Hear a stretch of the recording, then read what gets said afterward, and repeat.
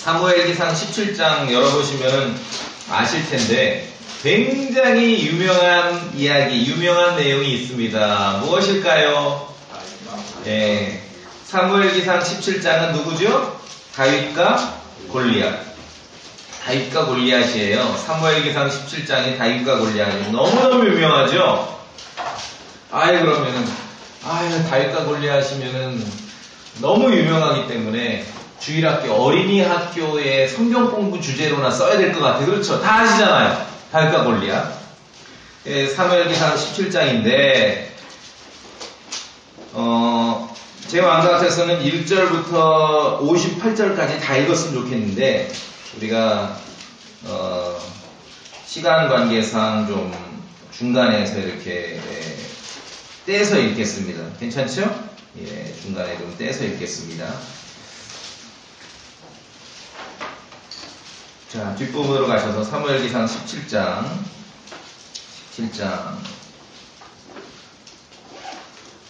아무리 떼도요 좀 읽어야 돼요. 그래야 우리가 내용을 알고 말씀을 알기 때문에 38절부터 54절까지 봅시다. 그러니까 여러분 속으로 다윗과 골리앗이냐 오늘 내용 다 알겠다, 결론도 알겠다 그렇게 생각하시지 말고 하나님 말씀에 집중하십시오. 사무엘기상 17장 38절부터 54절입니다. 54절까지. 또 오늘 다윗과 골리앗이니까 아이들도 잘 읽어야 돼요. 제가 38절 읽고 우리 성도님들이 39절 이렇게 교독하도록 하겠습니다. 아시겠죠? 제가 38절 먼저 읽습니다. 사울이 자기 갑옷으로 다윗을 무장시키고 노투구를 그의 머리에 씌워주며 또 쇠 그물 옷으로 그를 무장시키매 다윗이 내 말을 그의 갑옷 위에 삼으니 그것을 시험에 넘길 적이 없었으므로 시험 삼아 걸어오다가 사울이 이르되 내가 그들을 시험에 넘길 적이 없으므로 그들을 입고 갈 수 없느냐 하고 그들을 입고는 예, 여기 이제 38절 39절 잠시 말씀드리면은 골리앗을 향해서 다윗이 출전하기로 지금 딱 정해진 것이에요. 그러니까 사울이 자기 갑옷을 입고 가라. 그렇죠? 갑옷을 내준 거예요. 그 내용이죠. 40절 제 봅니다. 손에 자기의 지팡이를 들고 시내에서 매끄러운 돌 5개를 골라 자기가 지닌 목자의 자루 곧 진보다리에 그것을 넣고 손에 자기의 무림매를 가지고 그 블레셋 사람에게로 가까이 가니라. 그 블레셋 사람이 나와 다윗에게로 가까이 가는데 방패를 든 사람이 나와서 그 블레셋 사람이 둘러보다가 다윗을 보고 그를 업신여겼으니 이는 그가 단지 소년이며 혈색이 좋고 용모가 아름다웠기 때문이더라. 그 블레셋 사람이 다윗에게 이르되 내가 방패를 가지고 내게 나오니 내가 내냐고 다윗이 이를 통해 다윗을 쳐서 또 그 블레셋 사람이 다윗에게 이르되 내게로 오라. 내가 내 살을 공중의 날짐승들과 들의 짐승들에게 주리라 하니 이에 다윗이 그 블레셋 사람에게 이르되 너는 다리와 창과 방패를 가지고 내게 오거니와 나는 내가 거듭난 이스라엘 군대의 하나님 곧 만군의 주의 이름으로 내게 하노라. 이날 주께서 너를 내 손에 넘겨주시리니 내가 너를 쳐서 내게서 내 머리를 취하고 또 이날 블레셋 사람들 군대의 사체를 공중의 날짐승들과 땅의 들짐승들에게 주어 이스라엘의 하나님이 계신 줄 온 땅이 알게 하겠고 또 주께서 완전하시고 원하지 않으심을 이 모든 공동체가 알게 하리라. 전쟁은 주께 속한 것인즉 그분께서 너를 그분에게 넘겨주시리라 하니라. 그 블레셋 사람이 일어나 나오며 다윗을 맞으러 가까이 올 때에 다윗이 그 블레셋 사람을 맞으러 군대 쪽으로 재빨리 달려가면서 손에 잡으려 거기서 돌을 꺼내 죽이며 그것을 던져 그 블레셋 사람이 일어나심에 그 우리들이 말하여 그 앞을 땅에 꽂혔습니다. 다윗이 이와 같이 무림매와 돌로 그 블레셋 사람을 이기고 그 블레셋 사람을 쳐서 죽였으나 다윗의 손에는 칼이 없었더라. 그러므로 다윗이 달려가 그 블레셋 사람을 바로 쳤어 그의 칼을 잡고 그 칼에서 그것을 빼내어 그것으로 그를 죽이고 그의 머리를 베니 블레셋 사람이 자기를 찾아 죽은 것을 보고 이스라엘과 유다 사람들이 일어나 소리를 지르며 내가 골짜기와의 그런 성문들에 이르기까지 블레셋 사람들을 쫓아가고 블레셋 사람들의 상한 자들은 사라임으로 가는 길 곧 가드와 에그론에 이르는 길에서 쓰러졌더라. 이스라엘 자손이 블레셋 사람들을 쫓아가 돌아와서 그들의 장막들을 돌아가였고 같이 읽습니다. 다윗은 블레셋 사람의 머리를 취해 예루살렘으로 가져갔으나 그의 명예는 자기 장막에 있니라. 아멘. 말씀 선포를 위해 잠시 기도합니다. 돌아가신 하나님 아버지, 우리가 주님의 귀하신 말씀을 또 우리 손에 주어진 킹제임스 성경을 우리가 소리내 읽었습니다. 이 기록된 말씀이 우리 마음에 옮겨지고 단어 하나하나가 우리 마음에 새겨지길 원합니다. 저에게 맡기신 사역을 잘 감당하도록 주님 함께해 주시고 주의 힘으로 충만하고 모든 성도들도 준비된 마음과 맑은 정신으로 진리를 받아들이고 성경 기록과 일치할진대 긍정적으로 아멘으로 받을 수 있도록 인도해 주시옵소서. 우리 주 예수 그리스도의 이름으로 기도합니다. 아멘. 자, 그 유명한 다윗과 골리앗입니다. 우리가 이 다윗과 골리앗의 그 내용을 이렇게 생각해 보면은요. 자, 한번 제가 하라는 대로 한번 해보세요. 다윗과 골리앗의 싸움을 한번 딱 상상한 이미지를 띄워보세요. 여러분 머릿속에. 그러면은 다윗과 골리앗, 다윗은 되게 여기 성경에 나오는 대로 작대기 하나들은 어린아이로, 소년으로 그렇게 그려지시죠? 네. 이게 이제 모든 어떤 성경과 관계된 애니메이션이나 그림을 보면 다 그렇게 돼 있어요. 그게 아니라는 거죠. 왜냐하면은 특히 다윗과 같은 고대 이 목동은요, 그렇게 뭐 작대기 들고 뭐 이렇게 어리 순한 양을 돌보고 약간 그런 이미지가 아니에요. 골리앗을 맞서 싸우러 나가겠다 하니 이것도 벌써 지금 이스라엘과 블레셋이 지금 나라와 나라가 서로 계곡을 사이에 두고 싸우는데 다윗이 골리앗을 상대로 나가겠다는 거예요. 사울왕이 허락을 하죠. 그것만 봐도 우리가 생각하는 이 어린 목동 다윗의 이미지는 아니죠.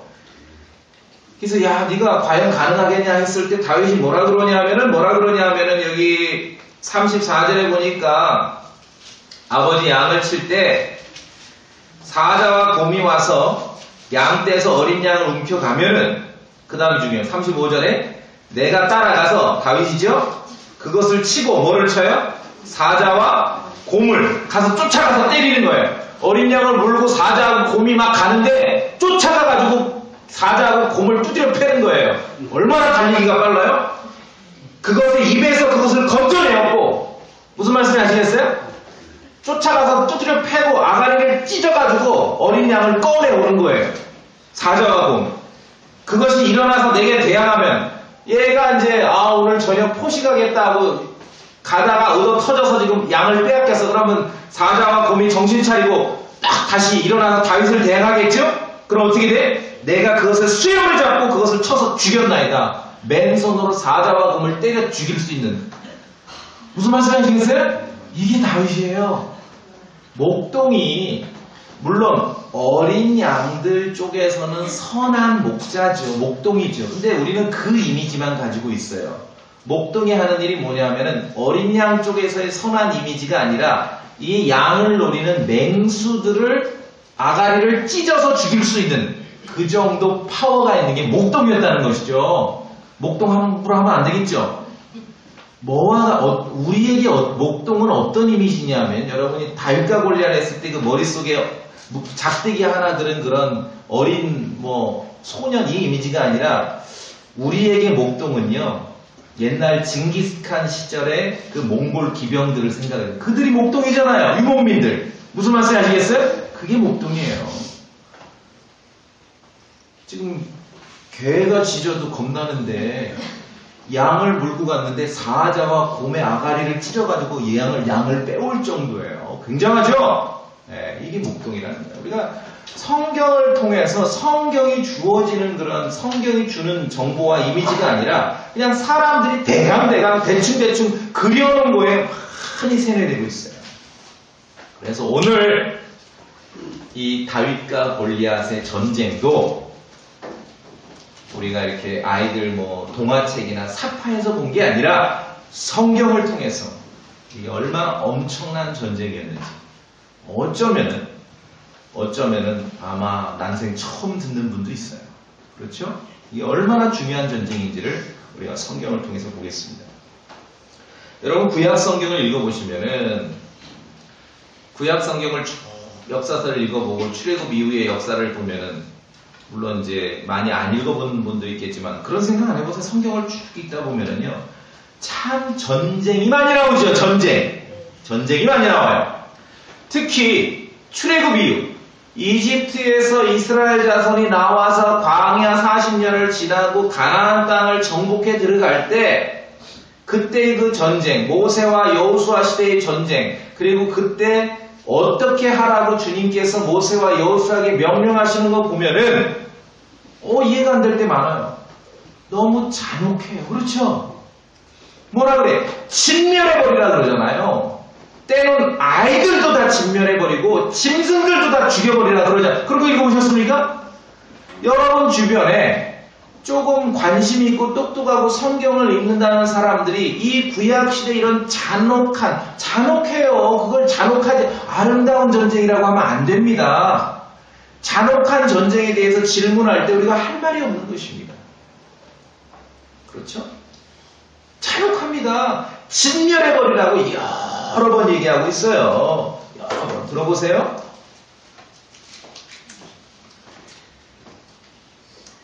주 내 하나님께서 내게 상속재산으로 주시는 이 백성의 도시에서는 숨쉬는 것을 하나도 살려두지 말지는 사람뿐만 아니라 어린아이뿐만 아니라 목까지 짐승들까지 숨쉬는 건 다 죽여버리는 거예요. 이것은 그들이 자기들의 신들에게 행하던 모든 가증한 것을 따라 행하도록 너희를 가르치지 못하게 함으로써 너희가 주 너희 하나님께 죄를 짓지 아니하게 하려 함이니라. 야, 이게 뭐냐면은 가나안 땅에 들어가 사는데 그 이교도들이 우상 숭배하는 것을 배워가지고 이스라엘 자손들도 그 잘못과 오류, 우상 숭배에 빠질까 염려돼서 그렇게 하라고 지금 명령한 거예요. 이게 근데 동의가 안 돼요. 아니 종교에 알고 있는 거 아닙니까? 걔네들은 걔네들이고 우린 우리고 이스라엘은 이스라엘인데 이스라엘에게 나쁜 영향력, 우상숭배의 영향력을 끼치지 못하도록 하기 위한 예방책으로 가서 진멸해버리라 이런 말씀을 주시는 거예요. 여러 번이에요. 그래서 오늘 우리가 제가 말씀드리는 구약 성경 다윗과 골리앗의 싸움, 블레셋과 이 이스라엘 자손들의 이 싸움은요 사실은 킹제임 성경을 믿지 않으면은 이 다윗과 골리앗 싸움은요 이해 못해요. 그저 아이들 동화책이나 사파에 나오는 정도예요. 그 뭐 작대기 하나 들고 애가 가서 이렇게 툭툭해서 싸우는 거 돌팔매질하고. 이 다윗과 골리앗 싸움은요 구약 성경에 기록되어 있는 실제 그대로 잔혹한 전쟁에 대한 배경입니다. 진멸해버리라고 말씀하시는 그 구약 성경의 그 아주 잔혹한 전쟁에 대한 우리의 이해를 이 다윗과 골리앗의 싸움을 통해 우리가 알 수 있는 것이에요. 따라오셨습니까? 네. 졸면 안 되겠죠 오늘.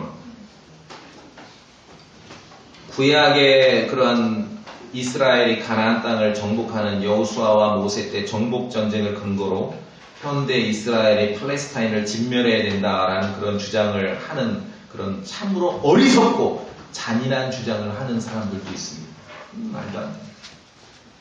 실제로 구약 성경에 기록된 구약 시대에 기록된 잔혹한 정복 전쟁의 실체를 오늘 우리가 알아야 됩니다. 그게 뭐 예쁘고 아름답고 예의 갖춘 게 아닙니다. 있는 그대로입니다. 숨 쉬는 것까지 다 진멸해버려요. 너무 잔혹하죠. 그 잔혹한 전쟁의 실상을 알아야 됩니다. 그 단초가 다윗과 골리앗의 싸움이라는 것입니다. 그래서 다윗과 골리앗의 전쟁을 통하여 우리는 성경, 특히 구약 시대를 관통하는 그 전쟁의 굉장한 중요한 단서를 여기서 알게 되는 거예요. 오늘 이 다윗과 골리앗은 내용은 쉽고 익숙한데 오늘은 사실은 제가 이렇게 이제 설교 준비하면서 중간중간 한번 이렇게 센 걸 넣거든요. 그렇죠? 매주 복음만 전할 수는 없잖아요. 그래서 오늘 여러분은 이 말씀을 통하여서 우리가 가지고 있는 이 킹제임스 성경의 진가를 이제 아시게 되는 거예요. 그리고 그저 사람들이 대강대강 성경을 읽어서 이야기하는 것이 얼마나 엉터리고 그런데 절대 현혹돼서는 안 되고 항상 제가 말씀드리죠. 성경을 펴서 읽고 확인하라고 말씀드렸습니다. 자, 본문으로 갑니다. 골리앗이 누구인지 먼저 보겠습니다. 골리앗에 대해서는 사무엘기상 17장으로 가시면 4절부터 나옵니다. 4절, 5절 우리 성도님들 읽어주세요. 17장 4절 5절입니다. 4절, 사무엘기상 17장 4절 5절 시작. 블레셋 사람들 그의 키는 60피 한 편이더라. 그의 머리에 노트구를 썼고 세금을 옷으로 무장하였는데 예, 그렇죠? 골리앗이 누군가? 블레셋 사람. 블레셋은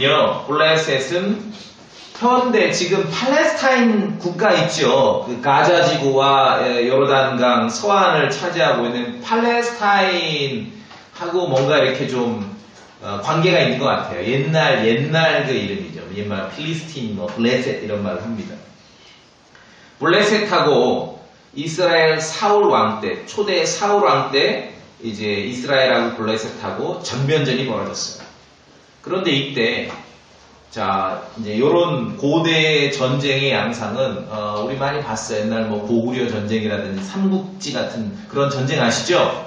딱 양쪽에 포진을 하고 그냥 막 와 하고 무대포로 싸우는 게 아니라 제일 먼저 누가 장수들이 한 명씩 다 1대1로 그 블레셋이 이제 나오는 거예요. 네, 블레셋에 골리앗이 나오는데 골리앗에 대해서 성경은 가드 출신이다. 도시 이름입니다. 가드. 어디 출신이라고요? 가드. 이 도시 알아둬야 돼요. 구약 성경에서 블레셋의 도시인데 정말 중요해요. 이 도시 모르면은 성경 읽어도 이해가 안 되는 대목이 너무 많아요. 그래서 블레셋이 어디 출신이냐 여러분 같이 한번 발음해보세요. 어디 출신이라고요? 가드 출신이에요. 가드. 그리고 투사다. 영어 성경에 보면 투사를 챔피언이라 해요. 챔피언. 그러니까 최고라는 얘기는 최고. 캡이에요. 캡. 챔피언. 그런데 중요한 것은 그의 키가 얼마예요? 6큐빗? 한 뼘. 큐빗이요. 고대에 이제 길이를 재는데 큐빗이 뭐냐면 여러분이 팔꿈치에서 여러분 팔꿈치 해보세요. 팔꿈치에서 가운데 손가락 끝까지가 거의 큐빗이에요. 몇 센치 정도요? 한 50cm 정도. 요게 좀 짧으면 50cm 안 될 수도 있겠죠. 한 평균 50cm 정도. 그러니까 평균 50으로 잡으면 6큐빗이라는 거는 키가 얼마예요? 3m. 지금까지 해외 토픽에 제일 큰 사람이 225m인가 그러죠? 이 사람 잘 못 걸어 다녔어요. 3m인데 3m가 아니라 한 뼘. 한 뼘은 이 큐빗의 절반. 왜냐하면 해보세요.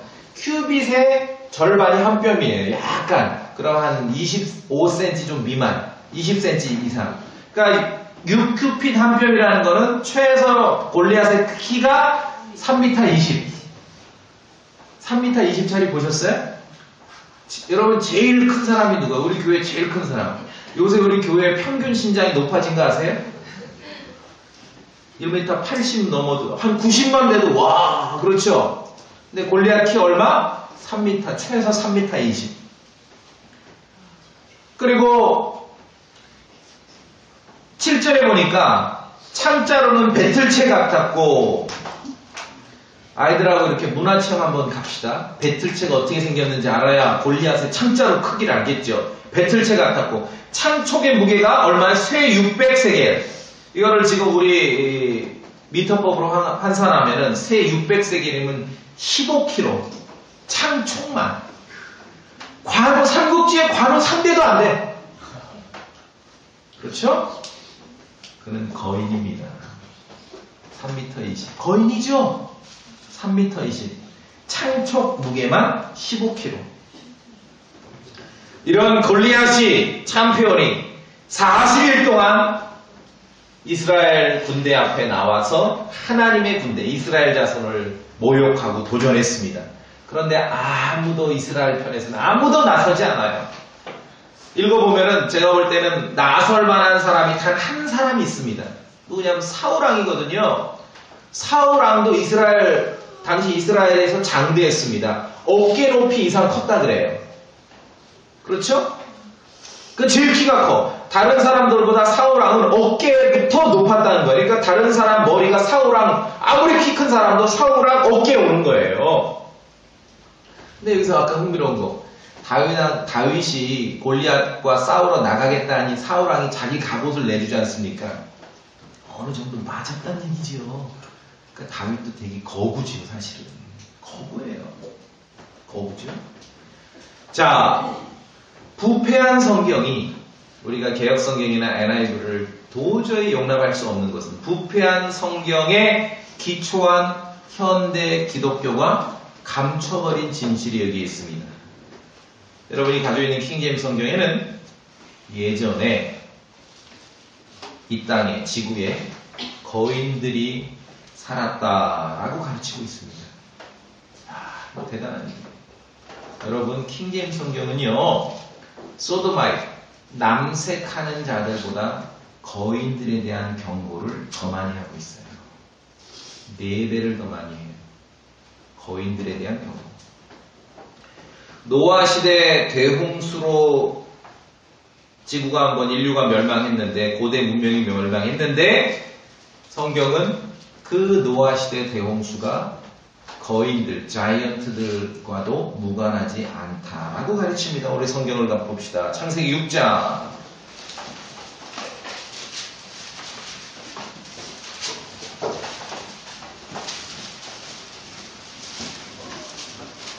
6장 4절입니다.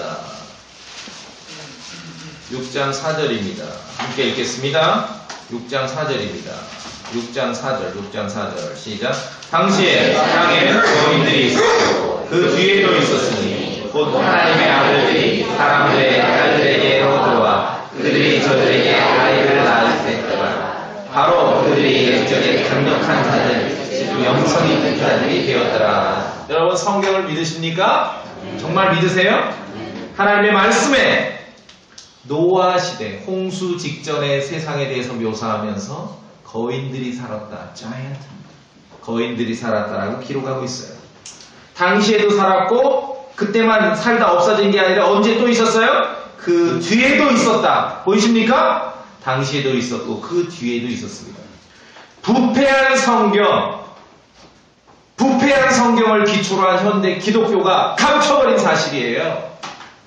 킹제임스 성경의 이 말씀을 믿지 않고서는요, 인류 역사, 인류 문명을 설명할 수가 없습니다. 설명할 수가 없어요.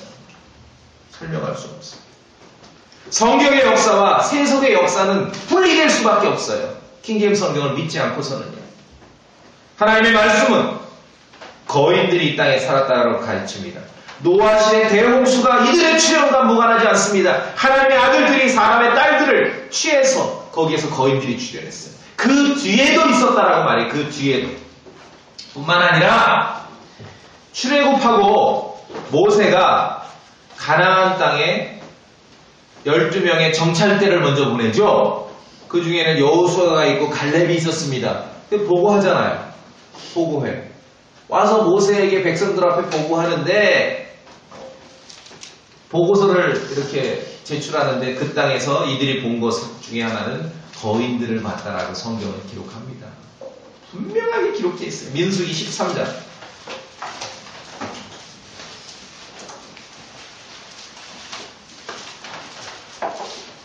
민수기 13장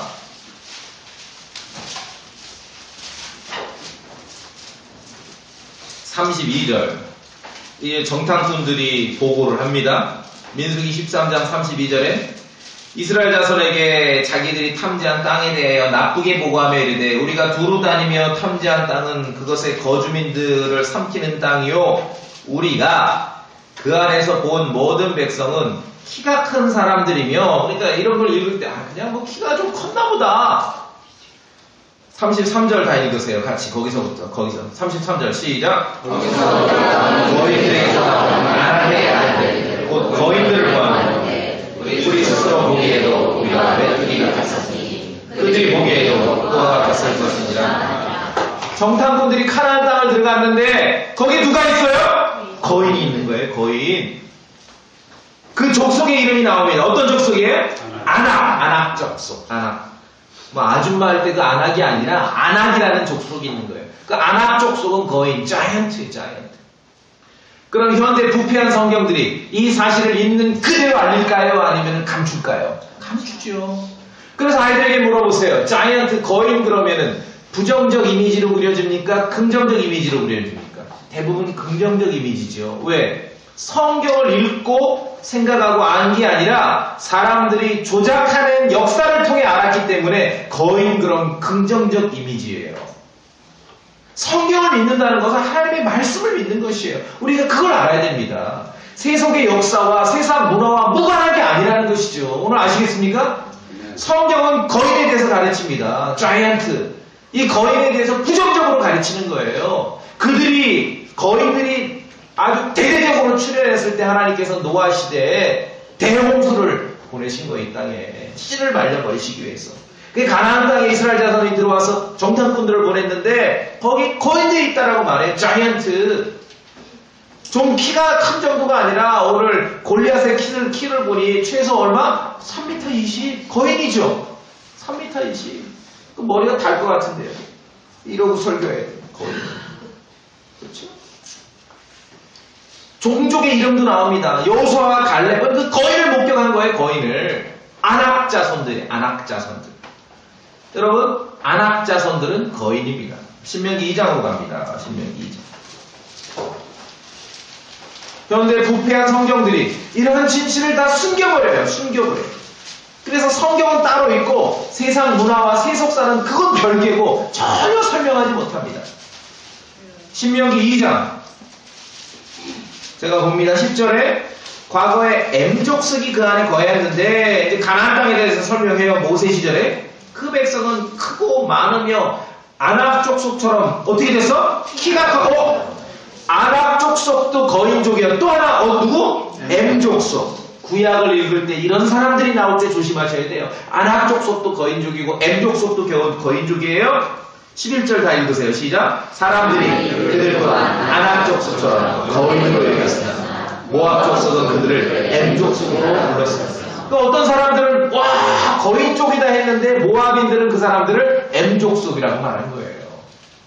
가나안 땅에 어떤 족속들이 살았는지 여러분 기억하셔야 됩니다. 신명기 2장 20절로 갑니다. 제가 빨리 봅니다. 옛날에 거인들이 그 안에 거하였으므로 보이십니까? 사람들이 그것 또한 거인들의 땅으로 여겼으며 이게 가나안 땅이었어요. 암몬 족속은 그들을 또 무슨 족속? 삼순 족속. 아낙 족속도 거인족이고요. M족속도 거인족이고 삼순 족속도 거인족입니다. 가나안에 사는 사람들은 다 알았어요. 가나안은 두 종류가 살고 있었던 거예요. 여호수아와 갈렙도 그것을 목격하고 왔어요. 이들은 알았겠지요. 노아 시대에 왜 대홍수가 왔는지를 아는 거예요. 자, 신명기 3장으로 갑니다.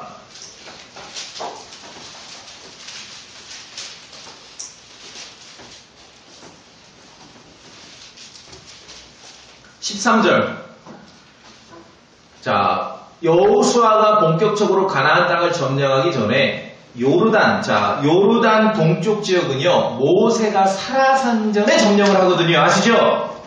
그때 얘기입니다. 3장 신명기 3장 13절 다 같이 읽으세요. 13절 시작. 길르앗의 남은 땅과 옥의 왕국이 온 바산을 므낫세 반지파에게 주었나니 곧 온 바산을 포함한 아르곰의 모든 지방이라. 이곳은 사람들이 거인들의 땅이라 부르던 곳이다. 무슨 말이냐면은 모세가 점령한 요르단강 동편 지역은요 거인족의 땅이었습니다. 근데 그 거인족의 이름이 나와요. 11절에 보니까 바산왕 옥이다. 모세가 바산왕 옥을 물리쳐서 요르단 동쪽 땅을 점령하는데 성경은 거인족 중에 남은 왕이 11절에 바산왕 옥이다. 바산왕 옥은 거인족입니다. 11절에 보니까 그가 누워 잠자던 침대 크기를 우리에게 알려줘요. 길이가 몇 큐핏? 9큐핏. 1큐핏은 몇 cm를 50cm. 빨리 곱해요. 그래서 5구는 45. 침대 길이가 450. 4m 50. 둘이 이렇게 포개서 자도 되겠네. 무슨 말씀 하시겠어요? 성경을 믿는다는 것은 하나님께서 기록해 놓으신 그대로 믿는 거예요. 이걸 못 믿겠으니까 뜯어 고치는 거예요, 지들이. 그렇죠? 못 믿겠으니까 뜯어 고치는 거예요. 자, 모세가 요르단강 동쪽을 점령했는데 그 중에는 거인족도 있었다. 거인족 왕을 이기고 거기다가 므낫세 반지파, 그렇죠? 그 땅을 이렇게 유업으로 줬는데 여호수아도 마찬가지예요. 모세를 이어서 이제 여호수아가 본격적으로 가나안 땅을 점령해 들어가죠. 근데 여호수아는 이미 38년 전에 가나안 땅을 정탐하러 왔을 때 그 거인족을 목격했던 사람이죠. 근데 얘네 별거 아니야. 별거 아니야. 얘네들 우리 밥이야. 하나님께서 우리에게 주셨어. 그렇죠? 여호수아기에도 보면은 13장에 거인들의 남은 자들 중에서 남아있던 자로서 아스타롯과 에드레이에서 통치한 자 곧 바산에 있던 5개 왕국이니 모세가 이들을 쳐서 쫓아내었더라. 여호수아도 13장에서 다시 기록합니다. 거인족, 요르단강 동편에 있던 거인족의 왕인 바산왕 옥을 누가 이겼다? 모세가 이겼다. 모세가 이겼다. 이후에 여호수아도 가나안 정복 전쟁을 수행할 때 거인족들과 싸웁니다. 거인족들과 싸워요. 자, 한 구절 더 봐야 됩니다. 여호수아기 11장. 부지런히 따라오세요. 여호수아기 11장.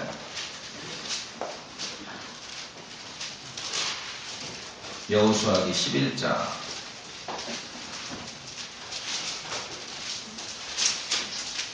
여호수아기 11장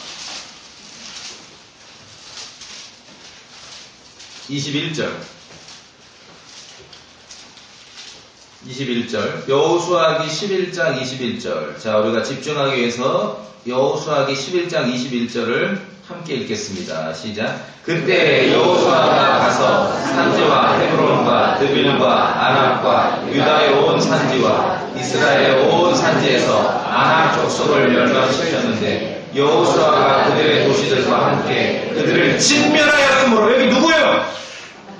아낙 족속. 얘네들은 누구예요? 거인족이요. 여러분 이제 조금 그림이 그려지셔요?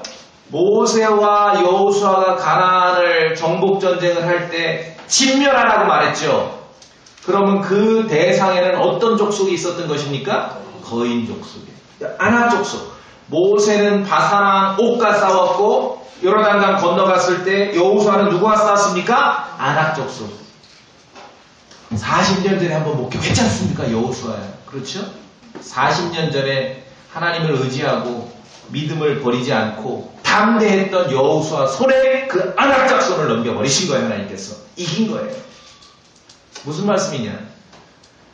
다윗과 골리앗 아이들 뭐 동화책으로만 알고 있는데 성경 역사에, 고대 역사, 이스라엘의 역사에서 거인들과 싸워서 이긴 유일한 사람이 다윗이 아니라는 것이죠. 다윗도 포함되지만 이스라엘의 역사 가운데 하나님께서 함께 하심으로 그 땅에 출현했던 수많은 거인족들을 계속 진멸해 나오신 것이에요. 진멸해 나오신 것이. 그 역사는 노아 시대로 거슬러 올라갑니다. 노아 시대 대홍수에 대한 여러 가지 성경적 이유와 원인을 얘기할 수 있겠지만 절대 놓쳐서는 안 돼요. 현대 부패한 성경을 기초로 한 현대 기독교가 전혀 알지 못하고 깜깜한 사실, 거인들이 있었던 거예요. 고대의 그 거인 문명, 거인들의 출현은 하나님의 아들들이 내려와서 사람의 딸을 취함으로 거기에서 생겨난 거예요. 그들이 영호벌이라고 성경은 우리 창세기 6장 4절의 사건 보았죠? 그러니까 이 구도는 민족마다 좀 역사 좀 있다 싶은 민족에 다 그 구도가 있어요. 하늘에서 내려와, 하나님의 아들이 내려와서 사람의 딸을 취해. 여기서 나온 게 영웅, 호벌, 거인이 나오는 거예요. 우리나라도 비슷한 거 있죠? 그러면 그 시기가 비슷하다는 거예요. 개천절 지났잖아요. 누가 뭐 본 적은 없지만 어디서 나왔는지 모르지만 개천절 하면은 고조선 창건을 언제로 보는 거예요? BC 2333년. 그렇죠? 그 시대예요, 그 시대. 노아 시대 이후로 거인들이 출몰하고 대홍수가 있습니다. 노아 시대 대홍수와 거인족의 출현은 무관하지 않습니다. 거인족들은 하나님께서 창조하신 인류가 아니에요. 그들은 비정상적으로 생겨난 인류입니다. 그래서 하나님께서는 대홍수를 보내셨고, 이후로 모세를 통해 가나안 땅을 점령해 들어갈 때 거인족을 진멸시키셨고, 그들에게 영향을 받은 모든 족속들도 다 진멸한 거예요. 대홍수 때, 노아 때, 그 노아 가족 8명만 빼놓고 다 진멸했던 그 스토리를 여러분이 기억하신다면은 가나안 땅 정복 전쟁 때 왜 그렇게 잔인한 전쟁이 이루어질 수밖에 없었는지, 모든 고대 문명에 하나님을 반대하고 사악하고 저항하고 거역하고, 그렇죠? 불신앙으로 무장되고 그런 모든 것들이 그 족속들과 관련이 있다는 것입니다. 모세를 통해 또 여호수아를 통해 가나안 정복 전쟁을 수행하실 때 거인족들을 진멸시키신 것입니다. 모세와 여호수아의 가나안 정복 전쟁은 우리가 이제 성경을 통해 보았습니다. 노아 시대 대홍수와도 연결고리가 있다는 걸 우리가 찾아낸 거죠. 이건 킹제임스 성경에밖에 없어요. 부패한 성경으로는 전혀 할 수 없습니다. 이 단어를 다 가려버려요. 무슨 말인지도 모르는 걸로 가려버립니다. 창세기 6장 4절을 봤습니다. 당시에 땅에는 거인들이 있었고 그 뒤에도 있었다 하고 말하지 않습니까? 노아 시대가 죽어 없어진 게 아니라 모세 시대도 나타났고 여호수아 시대로 나타났고 오늘 보니까 다윗 시대도 나타난 거예요. 이게 무슨 말이냐면은 노아 홍수 때 전 지구적인 대멸망으로 인해서 숨쉬는 거 다 죽었죠. 그때 사람만 죽은 게 아니라 짐승도 죽었잖아요. 똑같지 않습니까? 가나안 정복 전쟁하고 똑같은 거예요. 제가 볼 때는 주님의 심정은 노아 시대 대홍수랑 같아. 근데 약속하셨잖아요. 물로 다시 멸망시키지 않겠다고. 그리고 노아 시대 대홍수로 전 지구적인 거인의 문명이 한번 파멸함으로 어쩌면은, 정확하게 어쩌면 이 좀 지역적으로 출몰을 하는 거예요, 이들이. 특히 가나안 땅, 이스라엘을 반대하기 위해서, 이스라엘 역사를 회방하기 위해서 가나안 땅에 집중적으로 포진해 있었습니다. 그때 하나님께서 이스라엘 자손들을 들어서 모세와 여호수아를 통해 그 거인족들을 진멸시키는 것이에요. 이게 가나안 정복 전쟁에 드러나지 않은 실상이라는 것입니다. 이해되십니까? 네. 그런데 점점 줄어드는 거죠. 그러니까 노아 홍수 때가 최고였고 이제 줄어든 거예요, 이들이. 계속. 그런데 그 이후로도 그런 일이 벌어져요. 이스라엘 주변에서 계속 놀아, 이 거인족들이. 그러니까 모세와 여호수아를 통해 진멸하시는데 숫자가 줄기는 했지만 이 거인족들이, 자이언트들이 언제까지 온 거예요? 다윗 시대까지 나타난 거예요. 다윗 시대까지. 수백 년이 지났는데, 수천 년이 지났는데. 자, 여호수아기 오늘 11장 봤죠? 22절을 읽으셔야 됩니다. 22절. 이게 오늘 포인트입니다. 22절. 여호수아기 11장 22절. 큰 소리로 읽으세요. 시작.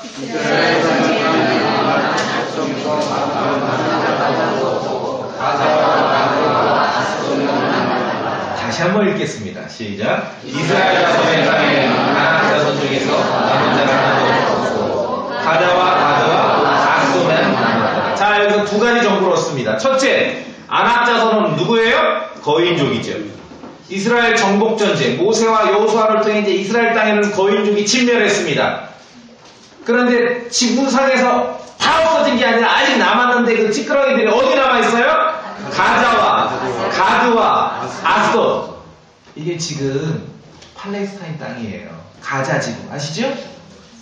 그러니까 이 블레셋하고 이스라엘의 싸움은 이게 뭐 오늘 내일 있는 싸움이 아니었다는 거죠. 아낙자손, 자이언트, 거인족들이 남아있는 세 지역을 보니까 가자와 가드와 아스돗인데, 오늘 본문 사무엘기상 17장에서 골리앗의 고향이 어딥니까? 가드지요. 맞아 떨어집니까? 예, 자이언트, 거인의 후손이에요. 거인의 후손. 노아 대홍수 이후에 노아 시대 숫자는 하나님께서는 계속 거인족들이 출현할 때마다 진멸하고 계십니다. 사실 아브라함 시대도 나타났고요. 소돔과 고모라에도 거인이 있었습니다. 여러분이 성경을 자세히 읽으면 알게 되는 거예요. 숫자가 줄기는 했지만 다윗 시대에도 거인족들이 출현해서 이 거인족들이 원래는 아낙족이고 쌈순족이고 그런데 블레셋 편을 들어서 이스라엘을 지금 대적하고 있는 것이에요. 이제 다윗과 골리앗 싸움 그림이 그려지시죠? 네. 세 도시 어디 남아 있었다고요? 가자와 가드와 아스돗. 여호수아 시대. 그런데 그 중에 골리앗이 어디 출신? 가드 출신. 하나님의 말씀을 기록된 그대로 믿으면은요, 모순이 없어. 있는 그대로 믿으면은요, 이게 다 맞아떨어지는 것이에요. 자, 이제 우리는 모세 시대, 여호수아 시대의 가나안 정복 전쟁과 노아 시대 대홍수의 연결고리를 찾은 것입니다. 창세기 6장 4절에 있는 대로 당시에 땅에는 거인들이 있었고 그 뒤에도 있었다. 심지어 그 거인의 남은 자들이 다윗 시대까지 남아 있었던 거예요. 잔혹한 정복 전쟁의 이면에 어떤 존재들이 있었는지 우리가 여기서 알게 되는 것입니다. 그때 하나님의 심정은 노아 시대 대홍수와 사실은 같은 거지요. 하나님께서 만드시지 않은 종족들, 하나님의 아들들, 타락한 천사들과 인간들이 결합해서 만들어낸 종족들, 그들을 이스라엘 자손들, 모세와 여호수아와 다윗을 들어서 그 씨를 다 진멸해버리는 그 역사가 구약의 잔혹한 정복전쟁의 그 이면에 기록되어 있는 역사라는 것입니다. 자, 오늘 이제 본문으로 오시면 이제 이해되십니까? 이야, 이게 다윗과 골리앗이 엄청난 싸움이군요. 사실은 수백 년, 수천 년 이루어져 내려왔던 하나님의 백성들과 하나님과 주님 편과 이 거인족들의 싸움의 이제 최후의 그러한 전쟁과 마찬가지예요. 골리앗은 거인입니다. 거인이에요. 키가 최소 3m 20.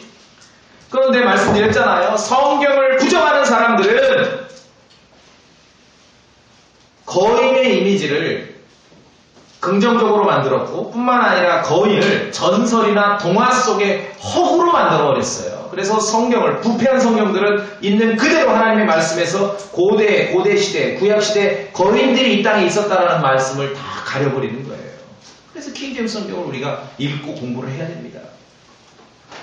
창세기 6장 4절에 하나님의 아들들과 사람의 딸들의 스토리는요, 다 알아요. 오히려 성경 가지고 있는 사람 말고 바깥 사람들은 더 잘 알아.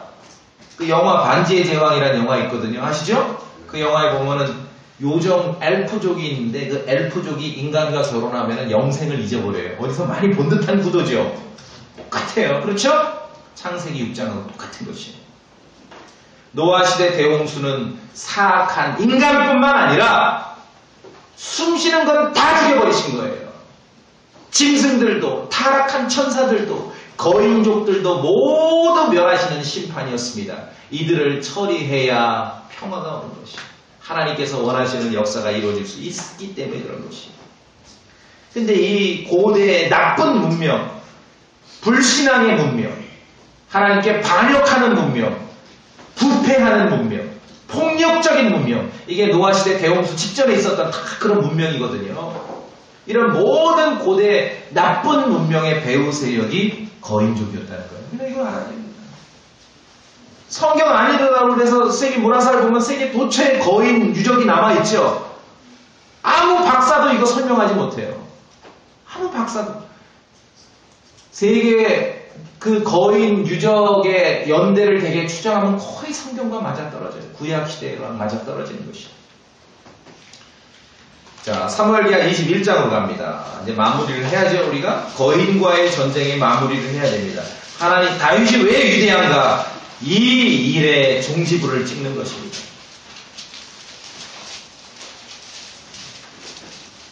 이 본문을 읽고 제 설교를 들으면서 혹시 여러분 머릿속에 반지의 제왕 그림이 전쟁하는 그 그림이 그려진다면은 지금 제대로 이해하고 계신 거예요. 바로 그겁니다.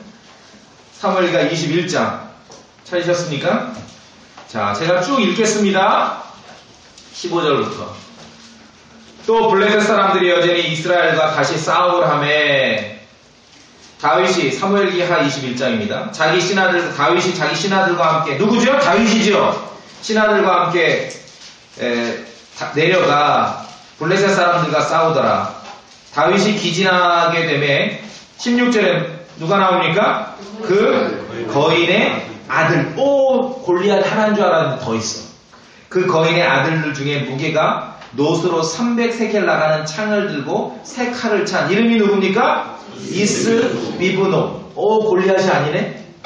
이스비브노이 다윗을 죽이려 하였으나 스로의 아들 아비새가 그를 구조하고 그 블레셋 사람을 쳐서 죽이니 이에 다윗의 사람들이 그에게 맹세하여 이르되 왕께서 다시는 우리와 함께 싸움에 나가지 마소서 이스라엘의 등불이 꺼지지 말게 하소서 하니라.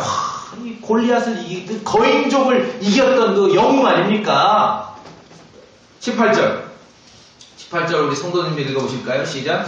이르기에 다시 굽에서 블레셋 사람들과 싸움이 있었는데 그때 무사 사람 19개가 그 거인의 아들들 중에서 삽을 죽였더라. 와, 거인이 골리앗 한 마리인 줄 알았는데 여기 보니까 삽도 있고 또 비브놉도 있고 또 있네요. 19절 다시 곱에서 블레셋 사람들과 싸움이 있었고 거기서 베들레 사람 야레오르김의 아들 엘라단이 또 가드 사람 골리앗의 누구? 동생을 죽였는데 그의 창자로는 배틀채 같았더라. 이도 거인이죠? 20절 읽으세요. 20절 시작.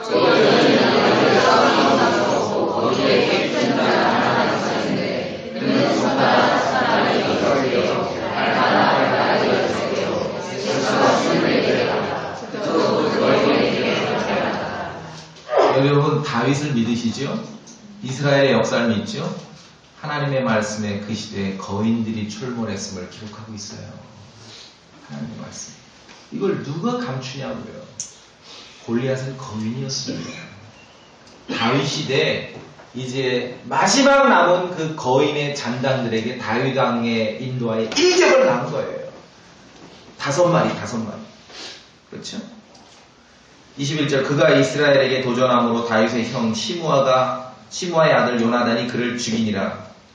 그 시대에 블레셋에 편들었던 가드 출신 골리앗 그 형제들 5명의 거인족 구분하기도 쉬워. 키가 3m 20이고 최소 손가락이 6개, 발가락이 6개, 도하 24개. 거인족이에요. 사람이 하나님께서 창조하신 인류가 아닙니다. 22절에 이 네 사람은 가드에서 그 거인에게 태어난 자들로서 다윗의 손과 그의 신하들의 손에 쓰러졌더라. 그러니까 골리앗 말고도 몇 마리가 더 있었어요? 4마리. 이름까지 나오지 않습니까? 하나님께서는 다윗 왕을 통해서 불신앙적인 이 종교의 핵심이고 반역적이고 부패하고 폭력적인 고대 문명의 배후 세력들인 거인족들, 자이언트들의 종말을 가져온 것입니다. 세속 문명이 아무리 거인들에 대해서 긍정적으로 묘사하고 허구라고 하더라도 하나님 말씀에는 뚜렷하게 기록되어 있는 것이에요. 뚜렷하게. 주 하나님께서 구약의 역사를 우리가 읽어볼 때 하나님께서 일하실 때 당신의 사람들, 백성들을 통해서 어떤 도시나 어떤 사람들에 대해서 아주 초강력 파워, 막 소돔과 고모라 뒤집어 엎으실 때 유황불을 내려버리셨잖아요. 그렇게 초강력 파워로 멸망을 내리시고 심판을 하실 때는 항상 거기에는 타락한 천사나 거인족들이 출현했던 것입니다. 이게 구약의 역사예요. 그래서 하나님께서는 이스라엘에게 이집트에서 나온 이스라엘에게 가나안 정복 전쟁을 할 때 진멸해버리라고 한 거예요. 먼저 진멸하셨잖아요. 한번 노아의 대홍수 때 진멸하셨지 않습니까? 짐승들까지 다 죽여버리셨지 않습니까? 숨쉬는 건 다 죽이셨잖아요. 그렇죠?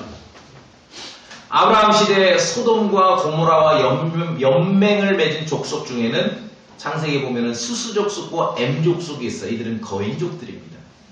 소돔과 고모라는 거인족들과 친교했습니다.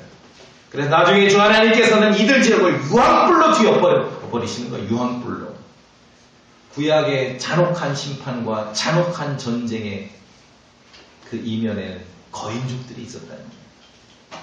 주 하나님께서는 당신께서 창조하시지 않은 생명체 인류가 나타나서 하나님의 백성을 회방하고 하나님을 거역하고 하나님께서 기뻐하시지 않는 문명을 만들 때마다 가혹하게 심판을 내리신 것이에요.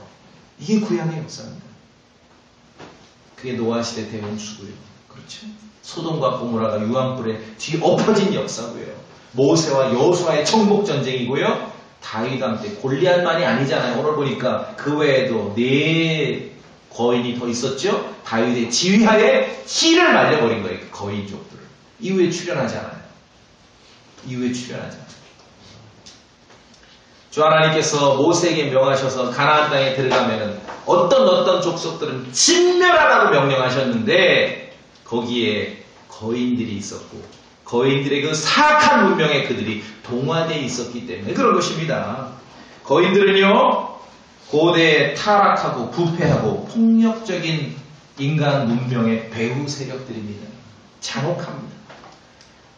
킹제임스 성경에서는요, 남색자들, 소도마이트보다 거인들에 대한 경고를 4배나 더 많이 하고 있습니다. 우리가 이걸 알아야 됩니다.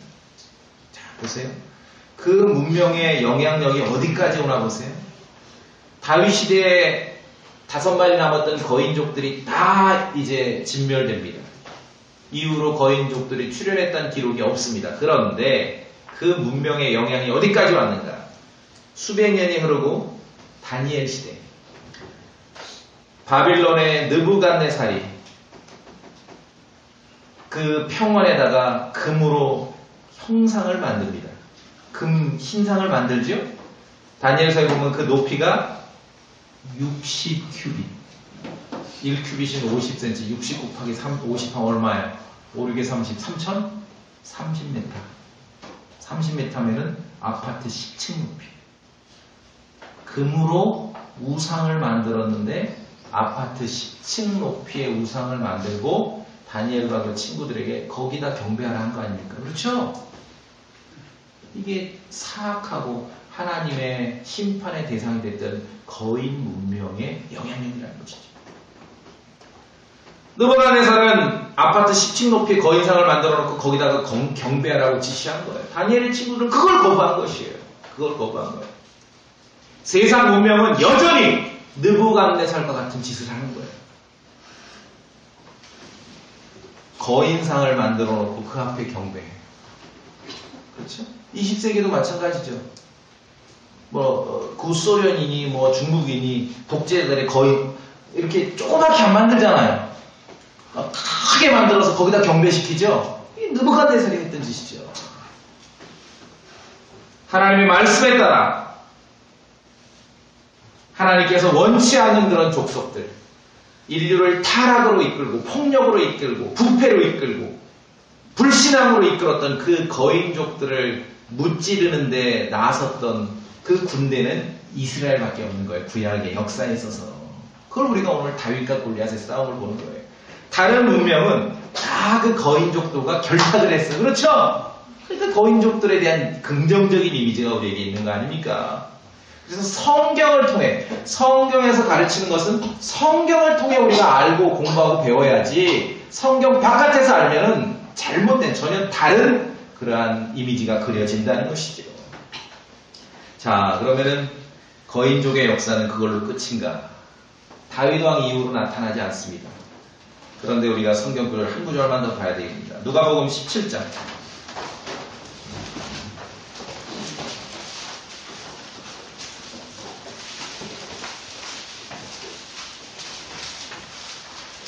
예사로 읽으셨을지 모르지만 이제 새롭게 다가오실 겁니다. 누가복음 17장 26절 제가 봅니다. 노아의 날들에 이루어진 것 같이 사람의 아들의 날들에도 그러하리라. 노아가 방주로 들어간 날까지 그들이 먹고 마시고 장가가고 시집가더니 홍수가 나서 그들을 다 멸하였느니라. 우리는 창세기 6장에서 노아 시대에 거인들이 출현했던 걸 알 수 있죠? 또 28절 마찬가지로 롯의 날들에도 그와 같았으니 그들이 먹고 마시고 사고 팔고 심고 건축하였으되 롯이 소돔에서 나간 바로 그날에 하늘로부터 불과 유황이 비오듯 내려 그들을 다 멸하였느니라. 사람의 아들이 나타난 날에도 그와 같으리라. 보세요 성도님들, 아니 소돔과 고모라 사람들이 정말 죄인인 거 우리가 알아요. 그런데 어느 정도 죄인이기에 그 뒤로 보면 그보다 더 극악무도하고 사악한 죄인들도 인류 문명에 많지 않습니까? 근데 이 소돔과 고모라는 어떻게 하셨어요? 유황불로 그냥 비우듯 해서 뒤엎어버리신 거예요. 이게 통상적으로 이해가 되는 그런 그림이냐고요. 그렇죠? 창세기에 보면은 소돔과 고모라, 창세기 14장에 소돔과 고모라와 연맹했던 족속 중에는 창세기 14장에 거인 족속들이 있는 거예요. 하나님이 창조하지 않는 인류, 하나님을 반대하는 문명의 그 핵심에 섰던 그들이 출현할 때마다 성경의 역사에서는 언제나 하나님께서 가혹하리만큼 심판을 내리신 것입니다. 인류, 사람들이 그 영향을 받고 살았기 때문에 하나님을 거역하고 저항하고 거절하는 그런 부패하고 타락하고 폭력의 문명, 그렇죠? 거인족의 역사는 다윗 왕 때로 재앙에서 끝났습니다. 그런데 예수님 말씀은 그것으로 완전 끝난 건 아니라고 말씀하는 거죠. 그래서 우리가 여기서 알아야 될 것은 세상이 요란하고 어지러울수록 정말 여러분이 믿는다고 고백하는 하나님의 말씀을 굳게 붙잡으셔야 됩니다. 세상 그 누구도 어디서도 줄 수 없는 진리와 정보를 성경에서 알려주고 있지 않습니까? 여러분이 역사책 수십 권을 읽어도 이해 못했던 세계 몇 대 불가사의 거인 문명 이제 이해되시죠? 성경을 믿으면 다 해결되는 것이에요. 이것을 그냥 성경과 세속 역사를 분리해 놓고 그냥 그렇게 이중적으로 살라 그러면 안 되지요. 부패한 성경은 자이언트 거인이란 말을 다 가려버린 거예요. 심지어 세상에 예수님께서 말씀하셨어요. 노아 때나 롯 때와 마찬가지로 장차 거인족들이 또 출현할 수 있을 가능성에 대해서 말씀하신 것이에요. 정말 그 악을 향해 인류 문명은 사악함을 향해 지금 달려가고 있다는 얘기지요. 하나님의 심판 앞에 놓이는 문명으로 달려가고 있다는 것이죠. 거기에 우리가 살아남고 생존할 수 있는 비결은 무엇입니까? 하나님의 말씀, 그것도 올바로 된 킹제임스 성경을 굳게 여러분이 붙잡으셔야 됩니다. 다윗과 골리앗의 전쟁을 통하여서 하나님께서는 심지어 거인을 어떻게 이기는 방법도 우리에게 알려주셨어요. 다윗은 고백했습니다. 너는 칼과 창과 방패를 가지고 내게 오거니와 나는 내가 도전한 이스라엘 군대의 하나님 곧 만군의 주의 이름으로 내가 가노라. 주님을 신뢰했던 거죠.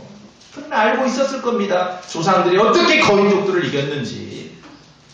여호수아는 모세 이후에 가나안 땅의 거인족들을 물리쳤습니다. 그는 40년 전에 정탐하며 봤던 그 아람 자손들을 40년 있다가 그들이 여호수아가 자기 손으로 물리치게 된 것이에요. 이게 구약의 역사입니다. 성경의 기록입니다. 하나님께서는 다윗을 강력한 용사로 훈련시키신 것이에요. 노아 이후로 타락한 인류 문명의 배후 세력이었던 그 거인족의 씨를 말리는 그 마지막 전쟁을 누구를 통해? 다윗을 통해 이루신 것이에요. 근데 막대기 들고 이렇게 골리앗과 맞서 싸우러 나가는 어린 아이로 그려요? 말도 안 되죠. 사자와 곰의 아가리를 찢고 어린 양을 빼내올 수 있는 그런 용사였다는 것입니다. 어깨 높이로 키가 컸던 사울왕의 갑옷을 입어볼 수도 있는 그 정도의 체력을 가진 것이 다윗이었다는 것이죠. 다윗은 고백합니다. 나를 사자의 발톱과 곰의 발톱에서 건져내신 주, 그분께서 나를 이 블레셋 사람의 손에서도 건져내시리이다. 하나님에 대한, 양을 돌볼 때 경험한 하나님에 대한 전적인 신뢰와 또 그 용기가 그에게 있었다는 것입니다. 물러서지 말아야 될 순간에 주님을 신뢰하면서 우리가 담대해야 됩니다. 그리고 정말로 여러분이 믿고 고백하는 여러분 손 안에 있는 성경을 믿으셔야 됩니다. 이게 중요해요. 거짓된 역사를 만들고 사람들은 거짓된 문명, 거짓된 정보를 통해 성경과는 반대의 정보를 주고 반대의 이야기를 하고 성경에서 말하는 것을 가리려고 합니다. 그러나 우리가 이 올바른 된 성경을 가지고 똑바로 알아야 되는 것이에요. 이것이 다윗과 골리앗 전쟁의 실상이라는 것입니다. 아시겠죠? 자, 잘 가겠습니다. 여러분 기도하실 때 정말 성경을 믿으십니까? 정말 기록된 그대로 단어 하나하나를 믿어야 이 모든 구약의 역사, 잔혹한 심판의 역사, 전쟁의 역사가 이해가 되는 것이에요. 우리도 하나님을 반대하는 분명이 아니라 하나님 편에 서는 그러한 사람들로 그러한 삶을 이뤄가고 역사를 이뤄가는